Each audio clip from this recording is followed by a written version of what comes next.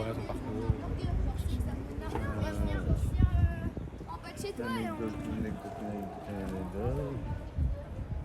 Putain, j'en ai plein et quand il m'en faut une. C'est souvent comme ça. Ouais, c'est toujours comme ça. Ouais, je tire un truc sur les chevaliers du film. Ok, ça marche. Quand t'es prêt, Phil? Allez, c'est bon pour moi.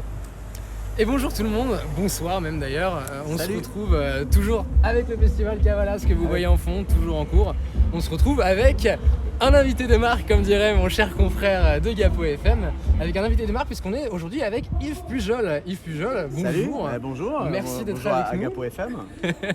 Alors Yves Pujol, du coup tu es avec nous sur le festival Cavalas. Oui, je suis le parrain. Tout à fait, le Voilà, parrain du donc, festival. voilà. Alors raconte-nous un peu, tiens, comment t'en es devenu à devenir le parrain de ce festival? Quand j'ai rencontré les organisateurs, c'est-à-dire Vincent Courde, son épouse Wassila et Guy Hoffner, qui sont un peu les instigateurs du festival, ça fait quelques années qu'on se connaît, et quand ils ont fait la première édition, ils m'ont dit « Ah, ce serait bien que tu sois parrain ».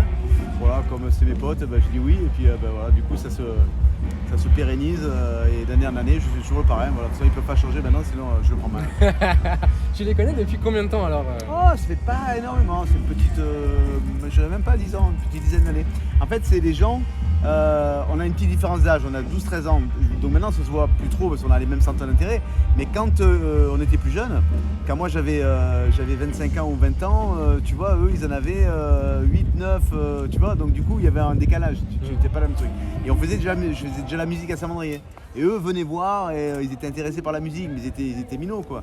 Donc à ce moment-là, moi je les connais depuis là, mais on se côtoyait pas, on n'avait pas les mêmes copains. Et puis après, l'âge avançant, du coup maintenant 12-13 ans, c'est plus une différence d'âge maintenant à notre âge. Et oui, ça on est père de famille aussi, et puis on a des métiers, tu vois, donc du coup tu te relis, c'est rigolo. Ah, excellent comme histoire. Ouais, c'est rigolo, ouais. Alors Yves, t'es aussi humoriste dans la Oui. vie, t'es pas que musicien, parce Ouais, que j'essaye, même si ouais. t'es quand même un musicien, on le rappelle, tu es le chanteur du groupe Aioli, Ouais. un groupe très connu dans la région maintenant. Mondialement connu. Mondialement connu dans le Var, Var, comme ouais. on dit, tout Ouais. à fait. D'ailleurs, on m'a dit, il y a un ami que tu reconnaîtras probablement, avec des cheveux longs un peu comme moi, qui m'a dit de te transmettre une phrase, c'est « touche pas au cigale ». Ah, touche pas au cigale, touche ouais, pas au cigale. c'est une des chansons du dernier album, voilà, touche pas au cigale, qu'on a écrite parce que certains touristes avaient porté plainte pour le bruit des cigales, ça les empêchait de faire la sieste, donc on s'est dit quand même, on arrive à un stade, là, il faut faire une chanson pour un peu les remettre à leur place, quoi. Et oui, parce que c'est vrai que ça devient Gentiment. assez absurde, on est chanson. d'accord. D'accord. Et du coup, donc aussi humoriste alors à côté de ça. Oui, ça fait plus de 20 ans là que je fais du One Man Show, donc en parallèle d'Aioli. Voilà, donc c'était ma rencontre avec Georges Wolinski, qui était un grand dessinateur de presse, qui est mort brutalement dans les attentats de Charlie Hebdo. Donc voilà, donc on avait fait connaissance et puis on avait eu envie de travailler ensemble. Et donc du coup, depuis plus de 20 ans, j'écris mon premier One Man Show qui s'appelle J'adore ma femme. Et voilà, donc je suis à mon 4e spectacle. Et Super. toujours en parallèle du groupe Aioli. Ouais. Et alors ça va, ça tourne depuis combien de temps maintenant à Aioli? À Aioli, on a fêté les 30 ans en novembre dernier au Zénith de Toulon. On a fait plus de 5000 personnes au Zénith, c'est super. Et voilà, ça continue et on a toujours autant de monde. On a fait une saison magnifique là, avec beaucoup de monde. Et voilà, des nouvelles chansons, un nouvel album qui va sortir l'été prochain, plein de projets. Non, Aioli, c'est vraiment une belle aventure, c'est une aventure familiale.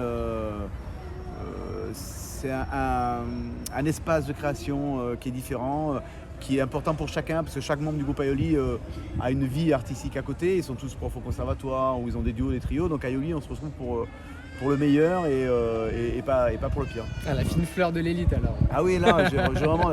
À Aioli, il y a des musiciens qui sont vraiment exceptionnels, quoi. Franck Pantin, je l'ai cité, hein, Franck Pantin, Sylvestre Etienne, Julien Pierre, André Dos Santos et Karine Libessard, qui sont tous profs et c'est vraiment, ils ont un talent et un niveau musical qui est... Et puis comme c'est des grands, ils sont très simples et très accessibles, comme tous les grands, dans tous les domaines. Ça c'est une marque de qualité. Tu verras que effectivement. tous les grands, que ce soit dans le sport, hein, tu as un Zidane, il est très simple, alors que c'est un génie. Et en musique c'est pareil, et tous ceux qui sont au milieu, qui voudraient être, c'est pas eux les plus gentils, quoi. Ouais, c'est sûr. Voilà. Donc les grands sont toujours des belles personnes. Je reviens brièvement un petit peu sur le festival Ouais. aussi. Qu'est-ce que toi ça t'inspire un petit peu là, ce festival? Comment tu t'en parlerais? Comment tu le décrirais un petit peu? Moi, Saint-Mandrier, c'est mon village. Alors voir mon village avec de la musique, une scène, tu vois, il y a énormément de monde. Des gens qui sont contents, qui sourient parce que le festival Cavalas, tu as vu, c'est un festival d'humour et d'humeur, quoi. Je veux dire, les gens sont, c'est à la rigolade. Le présentateur Guy, voilà, il fait le coup de je vois qu'il a le micro. Voilà. Il y a une bonne humeur, quoi, bonne humeur générale et c'est ça qui me plaît. Et ça reflète un peu ce village-là, qui est un village où il fait bon vivre en fait. Et donc ce festival, il est pile poil, il colle au village. Yves, merci beaucoup. Merci à toi. On va terminer avec une petite tradition qu'on a un petit peu sur Gapo FM. On aime bien demander en fin d'interview une petite anecdote à nos invités un peu croustillants sur toi, sur ton parcours, sur le festival, ton amitié, sur ce que tu veux. Ah ben, j'en ai plusieurs. Une fois, pour le premier festival, ils m'ont demandé de faire un petit tour en voiture pour annoncer le festival. Mais je savais pas, en fait c'était une 2 chevaux et c'était conduit par le frère de Guy, qui s'appelle Arthur, et qui conduisait à bloc, mais parce qu'il ne trouvait pas les freins, en fait il n'y avait pas de freins sur ces 2 chevaux là.